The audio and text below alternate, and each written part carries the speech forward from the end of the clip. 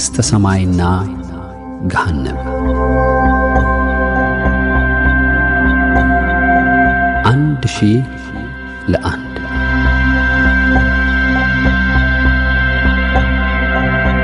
በፓስተር ፓርክ።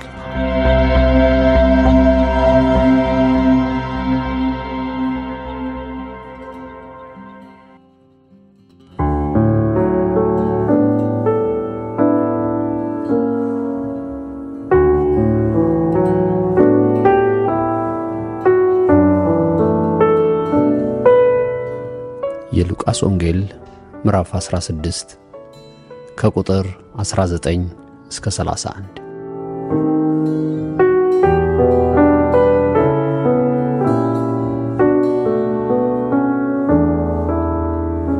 ቀይ ልብስና ቀጭን የተልባ እግር የለበሰ አንድ ባለጠጋ ሰው ነበረ። ዕለት ዕለትም እየተመቸው በደስታ ይኖር ነበር። አልዓዛርም የሚባል አንድ ድሃ በቁስል ተወርሶ በደጁ ተኝቶ ነበር። ከባለጠጋውም ማዕድ ከሚወድቀው ፍርፋሪ ሊጠግብ ይመኝ ነበር። ውሾች እንኳን መጥተው ቁስሎቹን ይልሱለት ነበር። ድሃውም ሞተ። መላእክትም ወደ አብርሃም እቅፍ ወሰዱት። ባለጠጋው ደግሞ ሞተና ተቀበረ። በሲኦልም በስቃይ ሳለ አሻቅቦ አብርሃምን በሩቅ አየ፣ አልዓዛርንም በእቅፉ። እርሱም እየጮኸ አብርሃም አባት ሆይ ማረኝ፣ በዚህ ነበልባል እሰቃያለሁና የጣቱን ጫፍ በውሃ ነክሮ ምላሴን እንዲያበርድልኝ አልዓዛርን ስደድልኝ አለ። አብርሃም ግን ልጄ ሆይ አንተ በሕይወትህ ሳለህ መልካም እንደ ተቀበልህ አስብ፣ አልዓዛርም እንዲሁ ክፉ። አሁን ግን እርሱ በዚህ ይጽናናል፣ አንተም ትሰቃያለህ። ከዚህም ሁሉ ጋር ከዚህ ወደ አንተ ሊያልፉ የሚፈልጉ እንዳይችሉ፣ ወዲያ ያሉት ደግሞ ወደ እኛ እንዳይሻገሩ በእኛና በእናንተ መካከል ታላቅ ገደል ተደርጓል አለ። እርሱም እንኪያስ አባት ሆይ ወደ አባቴ ቤት እንድትሰደው ለምንሃለሁ፣ 5 ወንድሞች አሉኝና እነርሱ ደግሞ በዚህ ስቃይ ስፍራ እንዳይመጡ ይመስክርላቸው አለ። አብርሃም ግን ሙሴና ነቢያት አሉላቸው፣ እነርሱን ይስሙ አለው። እርሱም አይደለም አብርሃም አባት ሆይ፣ ነገር ግን ከሙታን አንዱ ቢሄድላቸው ንስሐ ይገባሉ አለ። ሙሴንና ነቢያትንም የማይሰሙ ከሆነ ከሙታንም እንኳ አንድ ቢነሣ አያምኑም አለው።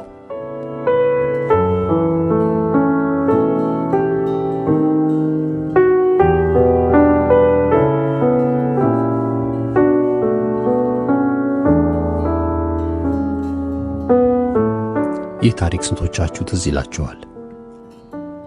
ይህንን ታሪክ የተናገረው ኢየሱስ ራሱ ነው። ነገር ግን በዚህ ዘመን ብዙዎች በዛን ወቅት በትክክል የሆነ ታሪክ ነው ብለው ሲያምኑ፣ ሌሎች ደግሞ በፍጹም እንደ ጠፋው ልጅ ታሪክ፣ እንደ ደጉ ሳምራዊና እንደ ዘሪው ምሳሌ ኢየሱስ ለማስተማር የተጠቀመ ምሳሌያዊ ትምህርት እንጂ እውነት ሙሴንና ነቢያትንም የማይሰሙ ከሆነ ከሙታን ሰው ታሪክ እውነተኛነት የሚያምኑ ኢየሱስ በሚያስተምርበት ጊዜ ሁሉ ምሳሌን ከተጠቀመ አስቀድሞ በምሳሌም ያስተምራቸው ጀመር በሚል ማሳሰቢያ ተጽፏል። ይህ ቦታ ግን ምሳሌ እንደሆነ አልተመዘገበም ይላሉ። በተጨማሪም ኢየሱስ ፍጹም አምላክና ፍጹም ሰው ሆኖ በዚህ ምድር መምጣቱን እስካመነን ድረስ በዛን ወቅት የሆነውን ሁኔታ ብቻ ሳይሆን የሁለቱም ሰዎች ነፍስ ከሞት በኋላ ስላለው ሁኔታ ከሱ በስተቀር ሊያውቅ የሚችል የለምና እንደውም የክርስቶስ ፍጹም አምላክና ፍጹም ሰው ሆኖ ለመምጣቱ ከምናረጋግጥባቸው ክፍሎች አንዱ ይህ ቦታ ነው ብለው ያምናሉ። በታሪኩ ምሳሌነት የሚያምኑት ሰዎች ከሞት በኋላ ስላለው ቅጣት የማያምኑ ናቸው ብለው እነዚህ በታሪኩ እውነተኝነት የሚያምኑ ይወቅሷቸዋል። ታሪክም ሆነ ምሳሌ ኢየሱስ ያስተማረውን ይህንን ትምህርት የቃሉ ባለቤት ነውና ሙሉ ለሙሉ በእውነታው እንቀበለዋለን። ታሪኩ ግልጽና አጭር ነው። አንድ ድሃ ሰው ነበር፣ ስሙ አልዓዛር የሚባል። ሌላው ደግሞ ስሙ ባለጠጋ እየተባለ የተጠራለት ስሙ ያልተጠቀሰው ሰው ነው። የአልዓዛር ፍጹም ድሃ መሆንና የዚህ ሰው ፍጹም ሀብታም መሆን በሚገርም አገላለጽ ኢየሱስ ገልጦታል። የአልዓዛር ድህነት ትራፊ ለመብላት መመኘቱ ብቻ ሳይሆን በአካሉ ላይ ያለውን ቁስሎች ሲድሱለት እንኳን ደስ ይለው ነበር። ስለዚህ ይህ ሁኔታ የድህነቱን ጥልቀት ያሳያል። የባለጠጋውንም ሰው ሁኔታ ሲገልጸው ደግሞ ቀይ ልብስና ቀጭን የተልባ እግር ልብስ የለበሰ ይለዋል። ይህ በዘመኑ የነበረውን ምናልባት በነገሥታት ደረጃ ብቻ ሊለበስ የሚችል ልብስን የሚለብስ ሰው መሆኑን የሀብቱን ልክ ያሳያል። ቀድሞ በሞት የሄደው ድሃው ነው። እንደሄደ በአብርሃም እቅፍ እንደገባ ወደ ረፍቱ እንደሄደ ሲያስረዳ፣ ሀብታሙ ሰው ሞተ ተቀበረ ብሎ ወዲያው በሲኦል እሳት ነበልባል እየተቃጠለ ውሃ እንዲጠጣ ሳይሆን በምላሱ ጠብታን ብቻ እንደፈለገ ያን ያህል በስቃይ ውስጥ እንደገባ ኢየሱስ ከገለጸ በኋላ በዚህ ትምህርት ውስጥ ከሀብታሙ ሰው ንግግር ለዛሬው ባለታሪክ መነሻ የሚሆን ነገር እናነባለን። የተመኘውን ውሃ እንኳን በምላሱ ጠብታ ሊያገኝ ቀርቶ አብርሃምና አልዓዛር ያሉበት ስፍራና ይህ ባለጠጋ ሰው የሚቃጠልበት አስፈሪው ስፍራ መካከል በጣም ትልቅ ገደል እንዳለና ያንን አቋርጦ ማንም መምጣት እንደማይችል ይነገረዋል። በዚህ ጊዜ ይህ ባለጠጋ ሰው ስለ ራሱ የውሃ ጥም መጨነቅ ትቶ በምድር ስላሉት 5 ወንድሞቹ መጨነቅ ሲጀምር እናያለን። በዚህ ጊዜ ነው ለሱ መፍትሄ እንደሌለ ሲረዳ ለቤተሰቦቹ ይሄው አልዓዛር ወደ ምድር ተመልሶ ሄዶ እንዲመሰክርላቸው ሲለምን እናያለን። ምናልባት የዚህ ባለጠጋ ሰው ቤተሰቦች አልዓዛርን ስለሚያውቁት ሊሆን ይችላል። ነገር ግን አብርሃም የመለሰለት ምላሽ ሙሴና ነቢያት አሉላቸው እነሱን ይስሙ ሲለው፣ ባለጠጋ የነበረው ሰው ግን መልሶ አይደለም አባቴ አብርሃም ሆይ አንድ ሰው ሄዶ ከዚህ ቢነግራቸው ይቀበላሉ አለው። አብርሃም ግን መልሶ ሙሴና ነቢያትን የማይሰሙ ከሆነ ከሙታን ሰው ተነስቶ በዚህ ያየውን ቢነግራቸው አያምኑም ብሎ መለሰለት። ዛሬ የምትሰሙትን ይህንን አስገራሚ ምስክርነት ምናልባት አብርሃም እንዳለው ማመን ያቅተን ይሆን? እስካሁን ባለው መረጃ በተለያየ ምክንያት አደጋ ደርሶባቸው ወይም ታመው በሕክምና ሞተዋል ተብለው ከተወሰነባቸው በኋላ ዳግመኛ ወደ ሕይወት ተመልሰው በቆይታቸው ስላዩት ነገር የጻፉ ሰዎች ቁጥራቸው ከዕለት ወደ ዕለት መጨመሩ ለምን ይሆን? የዛ የባለጠጋው ሰው ጥያቄ ምላሽ አግኝቶ ይሆን? ብቻ ለማንኛውም ከዚህ ቀጥሎ ያለውን ታሪክ እንደ ቃሉ እንድትመዝኑት ለእናንተው ሚዛኑን ሰጥቻለሁ። የኮሪያዊው ፓስተር ፓርክ ከሞት በኋላ ያለውን ሕይወት ያጋጠማቸውን አስገራሚ ልምምድ እንደሰማሁ ብዙ ነገር ወደ አእምሮዬ መጣ። የዚህ ሰው ሁኔታ ቅዠት ይሆን አልኩ። ግን ከማይረባ ቅዠት የዚህ ሰው ታሪክ ብዙ ያስተምራል።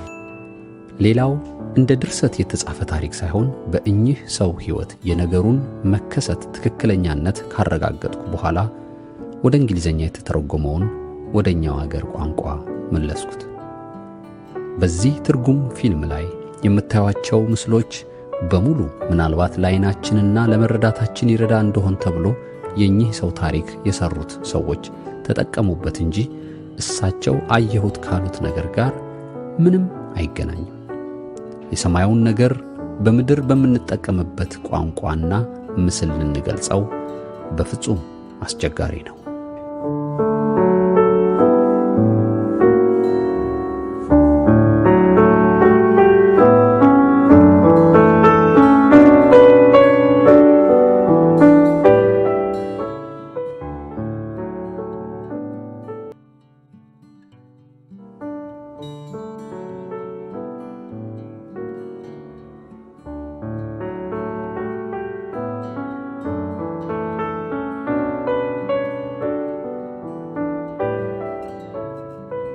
በታህሳስ 19 በ1987 ምሳዬን ተመግቤ እንደጨረሱ ትንሽ አረፍ ለማለት ስፈልግ በጣም ከፍተኛ የሆነ የህመም ስሜት በግራ ደረቴ በኩል ይሰማኝ ጀመር።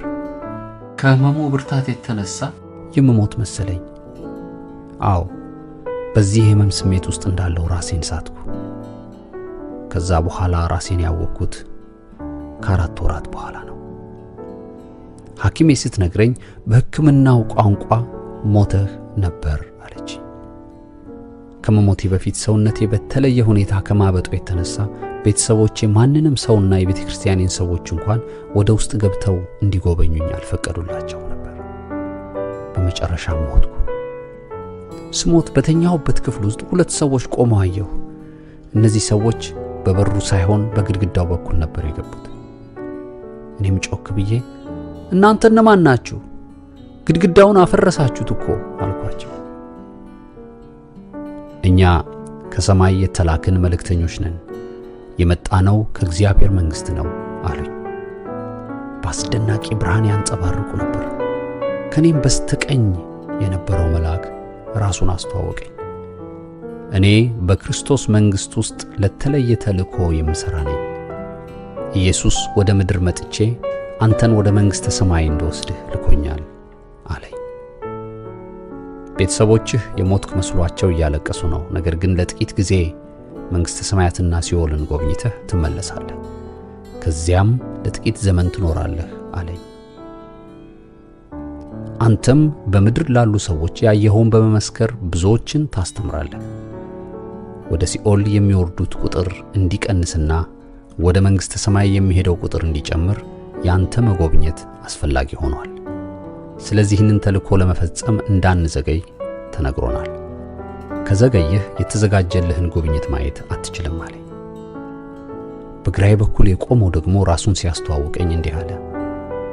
ልክ ስትወለድና እስክትሞት ድረስ ሁል ጊዜ ካንተ ጋር እንደሆነ የተመደብኩ መልአክህ ነኝ አለ። ይህንን ሲለኝ በዚያ ጊዜ ምን ለማለት እንደፈለገ አልገባኝም ነበር። አሁን ግን በደንብ ገብቶኛል። በምድር በመኖርበት ጊዜ ሁሉ ለኔ ጠባቂ ሆኖ የተመደበልኝ መልአክ ነበር ለካ። እኔ ግን በፍጹም መሄድ አልፈልግም፣ አልሄድም።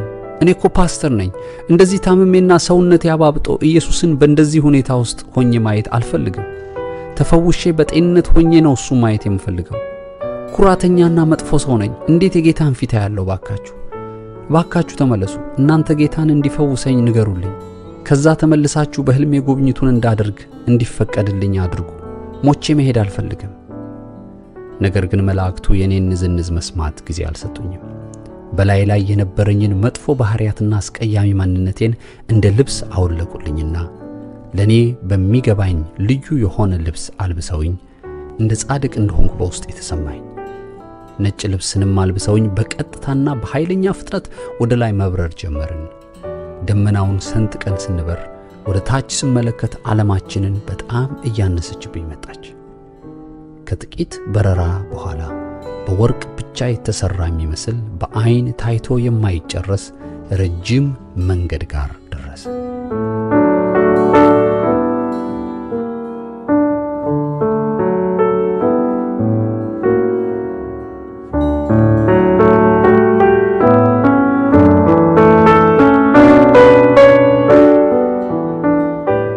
መንገዱ በጣም ኃይለኛ ብርሃን ሞልቶበታል። ለዓይኔ ብርሃኑ በጣም ያስቸግራል። እኔም ይሄ ምን ቦታ ነው? ይህ ደማቅ ብርሃን ከየት ነው የሚመጣው አልኳቸው። እነሱም ከመንግሥተ ሰማያት ነው አሉኝ። እኔም በጣም ይገርማል፣ ትልቅ ነው አልኩ። ከዛም በጣም ብዙ ሰዎች ነጫጭ ልብስ የለበሱ ወዲህና ወዲያ የሚበሩና የሚንቀሳቀሱ አይቼ ምንድናቸው አልኩ። መላእክቶቹም እነዚህ በምድር ሳሉ ጌታን በፍጹም ልባቸው ያመኑትና ይከተሉት የነበሩ በመንፈስ ቅዱስ ፈቃድ የሚመሩና ያገለገሉ ሰዎች ናቸው። ሥጋቸው በምድር ተቀብሯል፣ ነፍሳቸው ግን በዚህ ሐሴት ያደርጋል። ሌላው መልአክ ቀጠለና 12 በሮች በመንግሥተ ሰማይ አሉ። አንድ ነፍስ ወደ መንግሥተ ሰማይ ሲገባ ከ12ቱ ደጆች አንዱ ይከፈታል። እኛ በደቡብ አቅጣጫ ያለን ይመስለኛል። በዛ በኩል ያለው በር ግን ዝግ ነበር። እኔም የበሩን አለመከፈት አይቼ አጠገቤ ለነበረው መልአክ ይሄ ደጅ ለምን አልተከፈተም አልኩት። እሱም አንተ የመንግሥተ ሰማያትን ዝማሬ መዘመር ስላልጀመርክ ነው አለኝ። እኔም አንተ እግዚአብሔር መልአክ፣ እኔ በምድር እያለሁ እንኳን በፍጹም መዝሙር የማይሆንልኝ ሰው ነበር።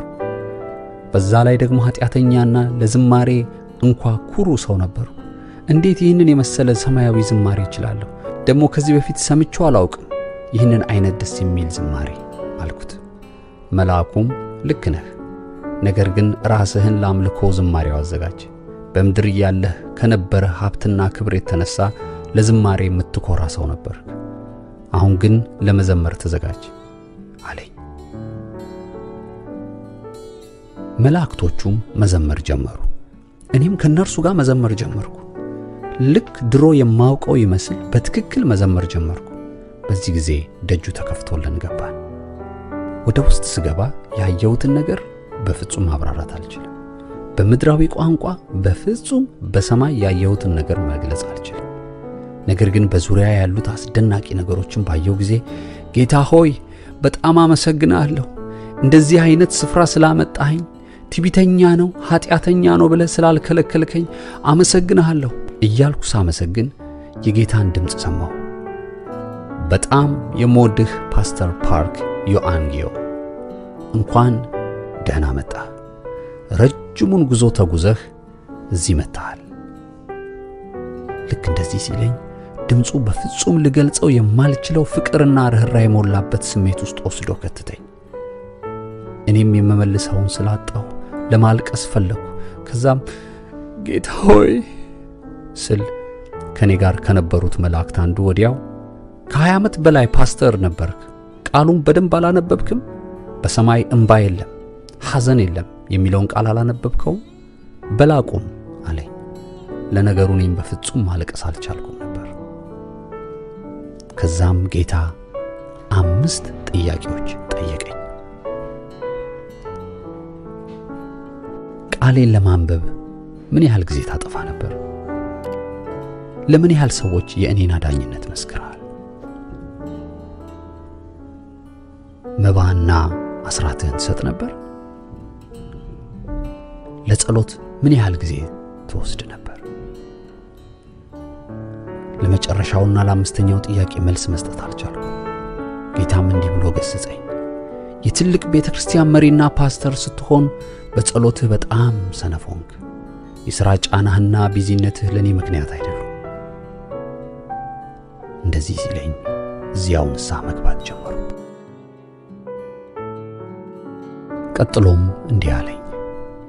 መላእክቶቼ በመንግስቴና በሲኦል ያሉትን ነገሮች ያስጎበኙዋል። ማየት የፈለግከውን ያህል ያሳዩዋል። ስትጨርስ ወደ ምድር ስላየኸው እንድትመሰክር ትመለሳለህ። ይህንን ሁሉ ሲናገረኝ ጌታ የፊቱን ገጽታ እንዳየው አላደረገም። የሚያስጎበኙኝ መላእክቶች በመጀመሪያ 3 የተለያዩ ስፍራዎችን አስጎበኙኝ። በመጀመሪያ በጣም ብዙ ሕፃናት ልጆች ተሰብስበው የሚኖሩትን ቦታ አየሁ። ሁለተኛው ስፍራ ብዙ ታላላቅ አዋቂ የሆኑ ሰዎች ያሉበት ቦታ ነው። ሶስተኛው ስፍራ ልክ እንደ ተሸማቀቀና እንዳፈረ ሰው ዝም ብለው የተሰበሰቡ የሰዎችን ነፍሶች አየሁ። እነዚህ ሰዎች መንግሥተ ሰማይ እንዳለ ሰው አይደሉም። ምን እንደሆኑ በማላውቀው ኀፍረት ውስጥ እንዳሉ ግን ያስታውቃሉ። ከዚህ ልምምድ ተመልሼ የመጣሁ ጊዜ ስመሰክር ብዙ ሰዎች እነዛ ያየሃቸው ልጆች በምን ያህል የዕድሜ ክልል ውስጥ እንደነበሩ ጠይቀውኛል። እኔ ያየኋቸው ቢበዛ እስከ 5 ዓመት የሚሆናቸውና ከዛ የሚያንሱ ናቸው። ሴቶችና ወንድ ሕፃናት ልጆች ነበሩ። የገረመኝ ነገር ለእያንዳንዱ ልጅ አንድ መልአክ ተመድቦለታል። ሌላው የደነቀኝ ነገር በሰማይ ብዙዎቹ የጻድቃን ነፍሶች የግል ቤት አላቸው። ጥቂቶቹ ግን በአንድነት የሚኖሩ ነበሩ። ይህንን በኋላ አብራራዋለሁ። ሕፃናት ልጆች የራሳቸው የሆነ የግል ቤት የላቸውም። ስለዚህ እንዲህ ብዬ ጠየቅኩ፣ ልጆች ነፍስ አላቸው፣ ታዲያ ለምን የራሳቸው ቤት የላቸውም አልኩ። በዚህ ጊዜ አንዱ መልአክ እንዲህ ብሎ መለሰልኝ፣ እናንተ በሰማይ የሚኖራችሁ ቤት ነገሩ ልክ እንደ ምድራዊ ቤት አሰራራችሁ ምሳሌነት አለው። በምድር ቤታችሁ የምትሰሩባቸው ቁሳቁሶች አሏችሁ፣ እንደ ሲሚንቶ፣ ብረት የመሳሰሉት። በዚህም አምላካችሁ ለሚሰራላችሁ ቤት መስሪያ የሚያስፈልጉ ነገሮች አሉ። ይህ ምንድነው? አንድ ሰው በቤተ ክርስቲያኑ በኩል ጌታን ሲያገለግልና በእምነት የሚሄድበት ሕይወቱና አካሄዱ ልክ የቤቱ መስሪያው ይሟላለታል። በዚህ ጊዜ ቤቱ ይታነጽለታል። እንደምታየው እነዚህ ሕፃናት ልጆች ዕድሜያቸው ለኃላፊነት ብቁ አልነበሩም። ስለዚህ በምድር እያሉ አምላካቸውን ለማገልገልና በእምነት ባላቸው ሕይወት ለመጓዝ የምድር ኑሯቸው አጭር ነበር።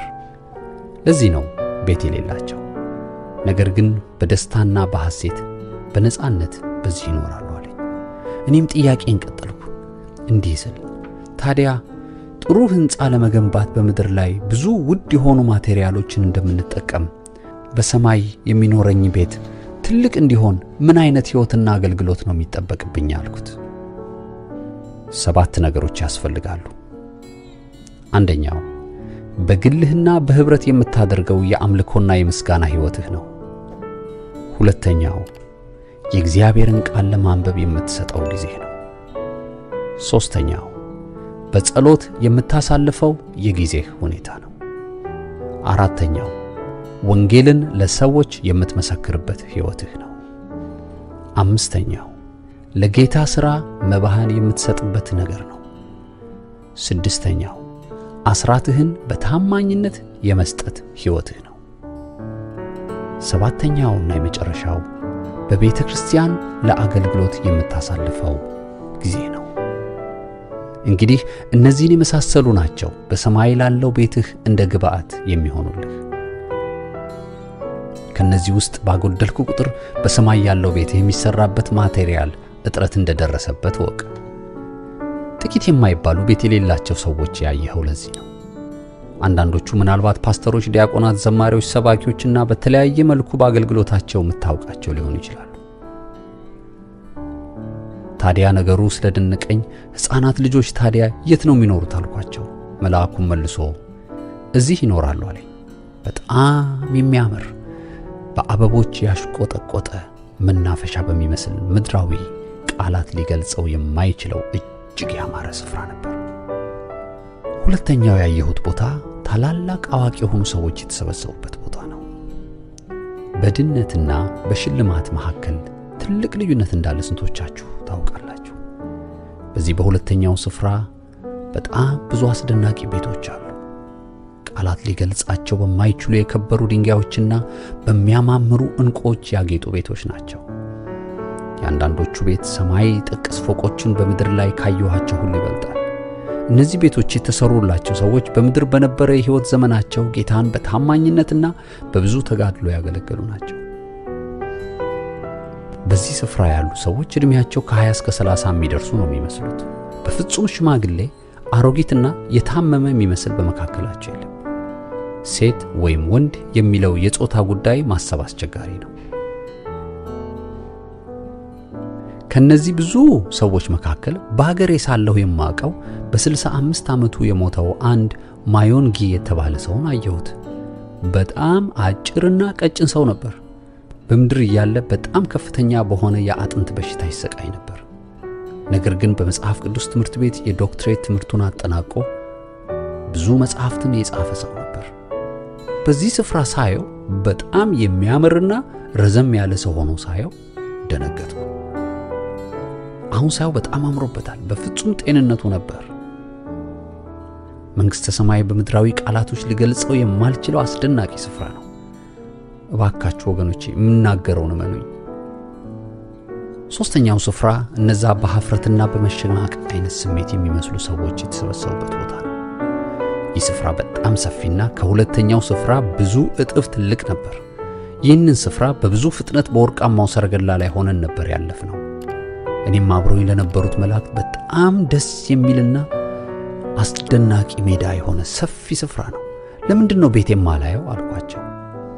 እነሱም ወዲያኛው ጋር ከሩቅ ይታያል፣ በመደዳ ያሉ ቤቶች አሉ አሉኝ። እኔም ሳይ አንድ አይነት የሆኑ በመደዳ የተሰሩ እስካሁን ካየኋቸው ቤቶች ውበታቸው የሚያንስና በበፊቶቹ ባየኋቸው አይን ሲታይ የቤቶቹ አሰራር የማይስብ መደዳ የተሰሩ ናቸው። እነዚህ ቤቶች ነፍሳቸው የዳነችና በምድር በነበራቸው ሕይወት ልክ በእሳት እንደሚድን ሰው የዳኑ ተብለው በአንደኛ ቆሮንቶስ ምዕራፍ 3 ቁጥር 15 ላይ የተጻፉት ሰዎች ቤቶች ናቸው።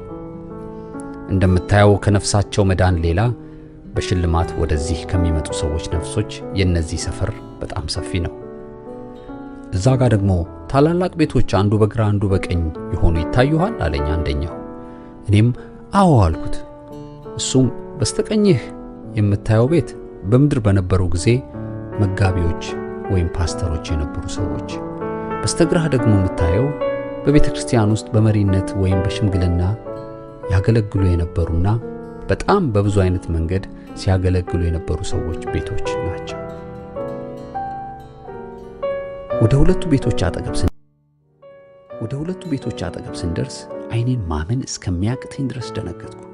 ምክንያቱም ቤቶቹ እኛ ብዙ ዶሮዎችን በአንድነት የምናሳድርበት አይነት የሚመስሉ ሰፊ የዶሮ ማከማቻ መጋዘን ይመስሉ ነበር። ነገር ግን ወደ ውስጥ ይዘውኝ ሲገቡ ዶሮዎች ያሉበት ቤት ሳይሆን ብዙ የሰዎች ነፍስ የተከማቹበት ናቸው። አብሮኝ የነበረው መልአክ በጥንቃቄ ሁሉንም እንድትመለከት ብሎ አስጠነቀቀኝ። ምክንያቱም እኔም በታሪክ የማውቃቸውና በዕድሜም የደረስኩባቸው ታላላቅ አገልጋዮች የቤተ ክርስቲያን ሰዎች ማስታወስ ችያለሁ። የእውነቴን ነው። እንደውም ብዙዎቹን ማስታወስ ቻልኩ። እንደውም እኔ በምኖርበት ሀገር የነበረ አንድ ታዋቂ ፓስተርን በደንብ አየሁት። አጠገቤ ለነበረው ለሌላኛው መልአክ ይህንን ሰው በደንብ አስታወስኩት። በጣም ታዋቂ አገልጋይ እኮ ነበር። በጣም ጥሩ አገልግሎት እኮ ነበረው። በእርሱ አገልግሎት በጣም እንደነቅ እኮ ነበር። ለምን እንደዚህ ሆነ? በጣም ግራ ያጋባል ብዬ ጠየቅኩት። መልአኩም መልሶ ለሰማይ ቤት ምንም ያቀረበው ነገር የለውም። በማቴዎስ 6:20 ላይ እንደተጻፈው ለሰማይ መዝገቡ አልተጋም። ስለዚህ በእግዚአብሔር ምሕረት የተዘጋጀለት መሰብሰቢያ ውስጥ ከሌሎች ጋር በአንድነት ይኖራል አለኝ። እኔም በነገሩ በጣም ተገርሜ እንዴት እንደዛ አገልግሎ ምንም መዝገብ አላከማችም? በብዙ አገር ነበር እኮ ለአገልግሎት የሚሯሯጠው አልኩት። መልአኩም እንዲህ ብሎ መለሰልኝ። ፓስተር በነበረ ጊዜ እንደ ፓስተርነት ስሙ ተንቀሳቀሰ እንጂ ጌታውን በታማኝነት አላገለገለም። በብዙ አድናቂዎቹ የታጀበ አገልግሎት ነበረው። ታዋቂነቱን በጣም ይወደው ነበር። ይህ ነበር የአገልጋይነቱ ምክንያት። ከዚህ የተነሳ ለወንጌል ዋጋ መክፈል አይወድም ነበር አለኝ። እኔም እንደማቀው ግን ይህ ፓስተር በኮሪያ እንደ ትልቅ አባትና ምሳሌ የምናየው ታላቅ አገልጋይ እንደነበረ ነገርኩት። ነገር ግን ወደ ጌታ ከሄደ በኋላ ምንም ሽልማት ሳያገኝ እንደሱ ሽልማት ከሌላቸው ግን ከዳኑ ጋር ብቻ በአንድ ትልቅ ማከማቻ ስፍራ ሳየው ተገረምኩ። እባካችሁ እናንተ አሁን በአገልጋይነት ያላችሁ እባካችሁ ስሙኝ። የምታገለግሉት ለሽልማት መሆኑን ለምን ትረሳላችሁ? ከመድረክ አገልግሎታችሁ ውጭ ወደ ድሆች ሂዱ። በየቦታው የተቸገሩትን አገልግሉ፣ ጎብኙ። እንደ ቃሉ መበለቶችና ድሆችን አስቡ። ወላጅ የሌላቸው ልጆች እርዱ። መስዋዕትነት የሌለው አገልግሎትን እያካሄዳችሁ ያላችሁ ስሙኝ። ነፍሳችሁ ትድን ይሆናል። ግን በመንግሥተ ሰማይ ያለ ሽልማት መኖር ማለት በጣም ትልቅ የልብ ስብራት ነው። እኔ በግሌ ከዚህ የመንግሥተ ሰማይና የሲኦል ጉብኝቴ ስመለስ የነበረኝን ሀብትና ንብረት በሙሉ ተውኩኝ። የቅንጦት 5 መኪናዎችን ጭምር። ሕይወታችን እንደ እንፋሎት ናት። ቃሉ እንደሚለው ዕድሜያችን ቢበዛ 70 ወይም 80 ነው። ሰው በሞት የሚጠራበትን ቀንና ሰዓት የሚያውቅ እግዚአብሔር ብቻ ነው። ማናችሁም 70 ወይም 80 ዓመት ሳይሞላችሁ በሞት ልትጠሩ ትችላላችሁ። እኔ ይህንን ልምምድ ካየው በኋላ የነበረኝን ነገሮችና ሀብቴን በሙሉ ተውኩት፣ ለድሆችና ለሌላቸው ሰጠሁ። በዛ ያየሁት እውነት ያ ነው። ድህንነት ያገኙ የዳኑ ነፍሶች በምድር በነበራቸው አገልግሎት ዘመን አፍረው አየኋቸው።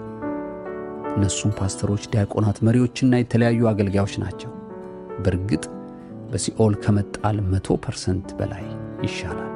ግን በላይ የተዘጋጀውን ሽልማት ብታዩት በዚህ ምድር የምንከፍለው ዋጋ ምንም አይደለም።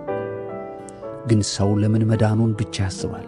እኔ በፍጹም ለሽልማት የሚያበቃኝን ሕይወትና አገልግሎት ለማግኘት እተጋለሁ እንጂ ከሲኦል ብቻ ተርፎ በአንድ ስፍራ ተከማችቶ የዘላለም ሕይወት ለመኖር አልፈልግም።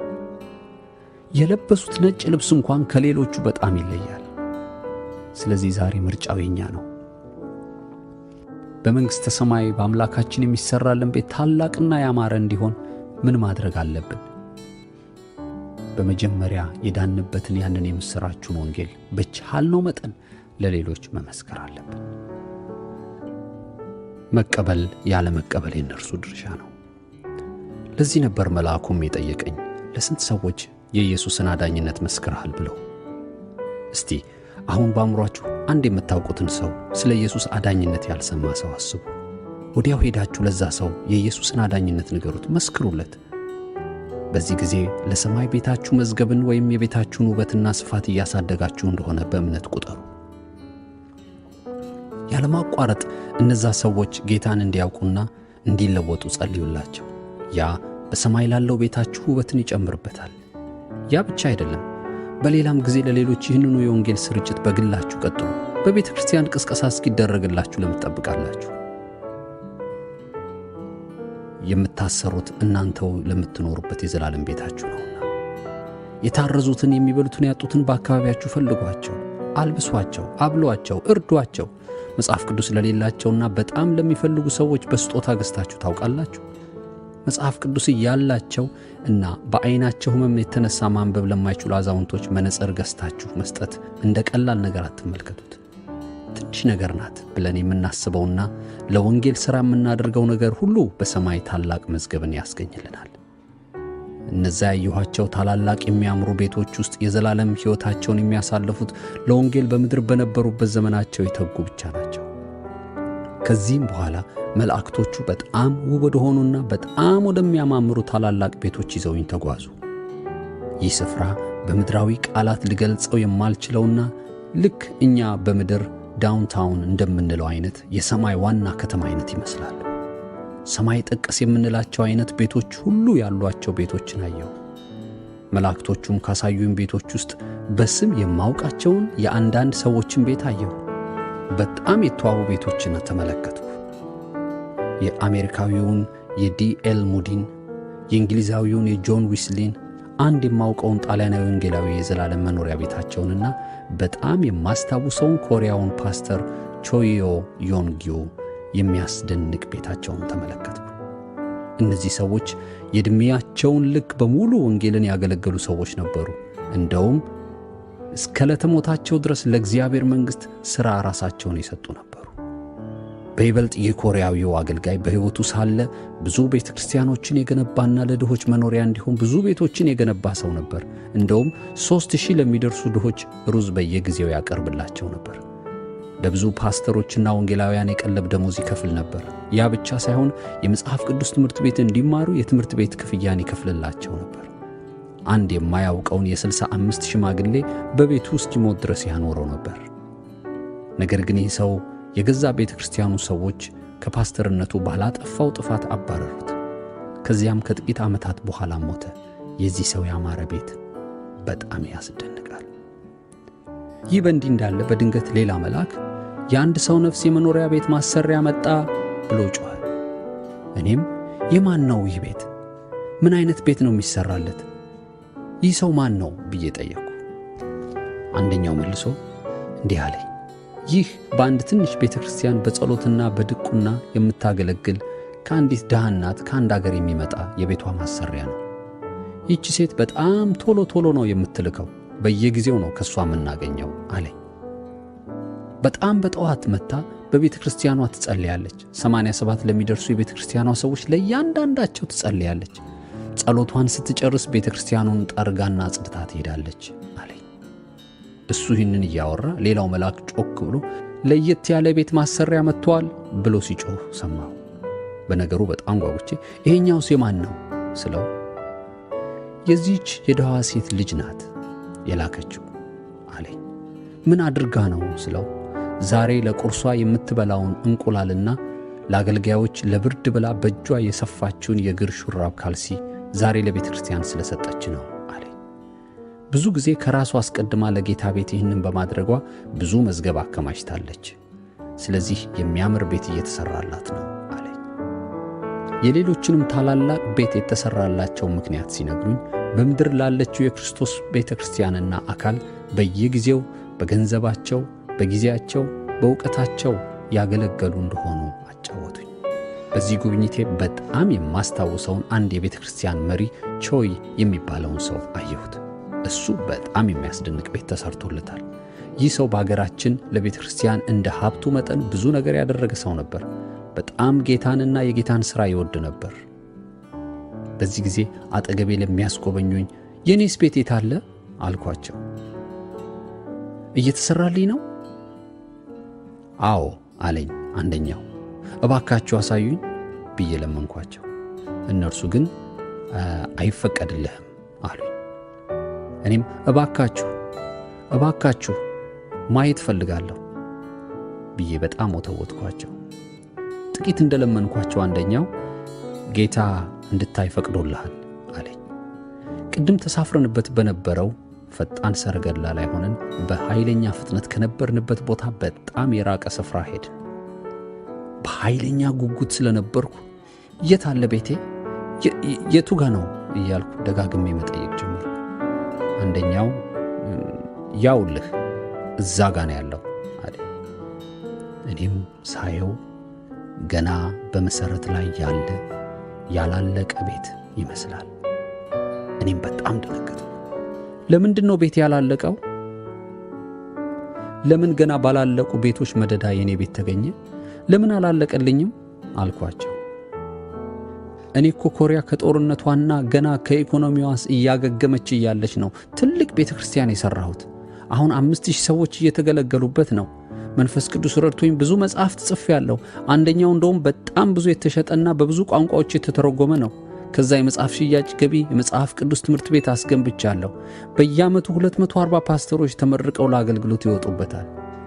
ለ10 ዓመት ዲን ሆኜ ሳገለግል ለ400 ፓስተሮች ስኮላርሺፕ እንዲያገኙ አድርጌያለሁ።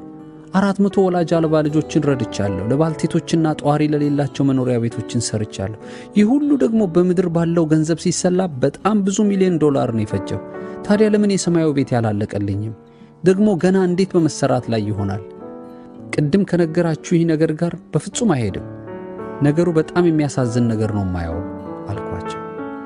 አንደኛው መልአክ መልሶ በሰማይ በጣም በተዋበና ባማረ የሽልማት ቤት የምትኖር ሰው አይደለም። ምክንያቱም በምድር ያ ሁሉ የሰራኸው ነገር እዛው በምድር ባሉ ሰዎችና አድናቂዎችህ ሽልማትህን ተቀብለህ ጨርሰሃል።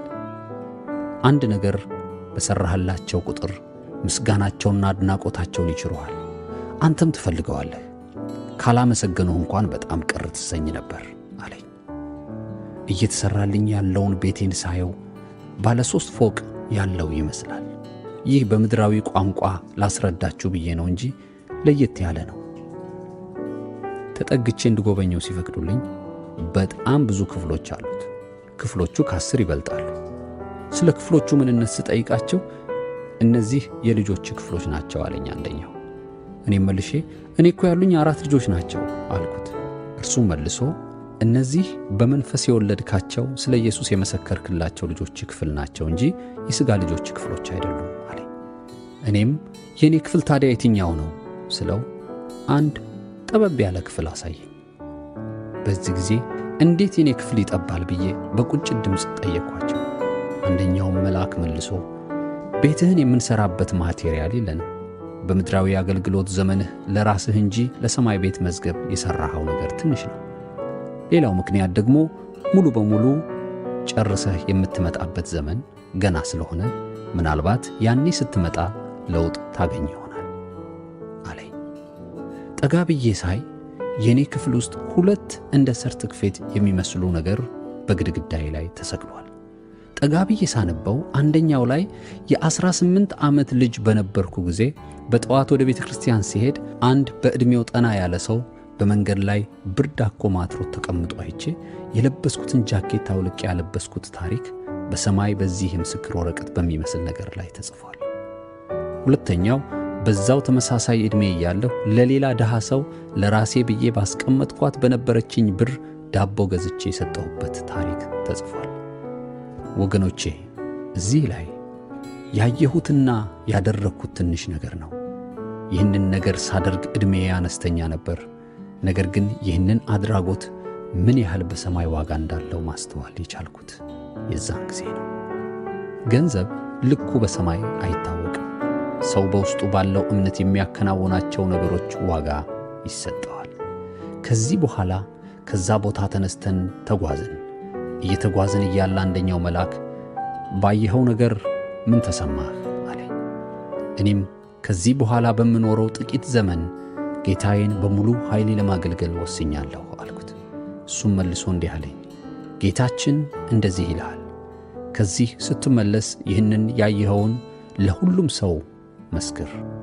ሁለተኛ ደግሞ እኔን ሲያገለግሉኝ ዕድሜያቸውን ያሳለፉና በዕድሜ የገፉ ለሴት አገልጋዮቼ እንዲሁም ለመጋቢዎች፣ ለወንጌላውያን፣ ለተለያየ አገልግሎት ለሚሰጡኝ ልጆቼ መጠለያ ቤት ሥራላቸው። ለወንጌል የምትከፍለው ዋጋ ከሰው ሳይሆን ከኔ ትቀበላለህ። ያኔ ያማረና ትልቅ መኖሪያ ሰርቼ እጠብቅሃለሁ ይልሃል አሉኝ።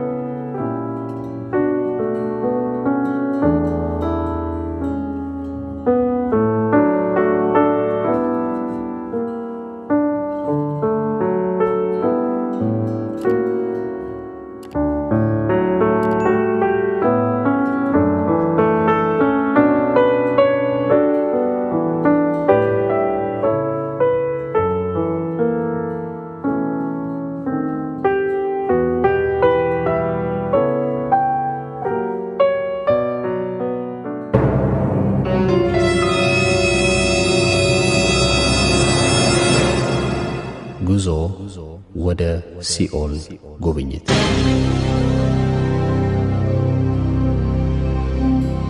ይህንን ክፍል ዕድሜያቸው ለማመዛዘን የማይችል አዳጊ ልጆችና ሕፃናት እንዲያዳምጡት ወይም እንዲያዩት አይመከርም።